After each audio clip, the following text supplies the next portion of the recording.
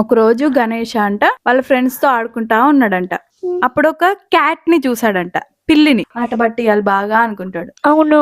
ఆ పిల్లి తోకని పట్టుకొని అటు ఇటు చేసి దాన్ని ఆట పట్టించి అది నొప్పితో ఏడ్చేంత వరకు చేశాడనమాట. అట్లా చెయ్యొద్దు కదా. చెయ్యొద్దు, అవును. అప్పుడు ఆ క్యాట్ ఇదిలిచ్చుకొని కింద పడిపోయింది అనమాట, నేల మీద పడింది. అప్పుడు కూడా గణేష్ ఏం చేశాడు, క్యాట్ ని పట్టుకుందామని ట్రై చేశాడు, కానీ అది ఊరికి వెళ్ళిపోయింది అనమాట. తర్వాతకి ఇంకా వాళ్ళ ఫ్రెండ్స్ కి అందరికి బాయ్ చెప్పేసి ఇంటికి వెళ్ళిపోయాడు. అప్పుడు పార్వతీదేవి చేతికి అన్ని మచ్చలు మచ్చలు కనిపిస్తాయి అనమాట, దెబ్బల్లాగా. గణేష చూసి ఏంటి ఈ దెబ్బలు ఇవన్నీ అని అడుగుతాడనమాట.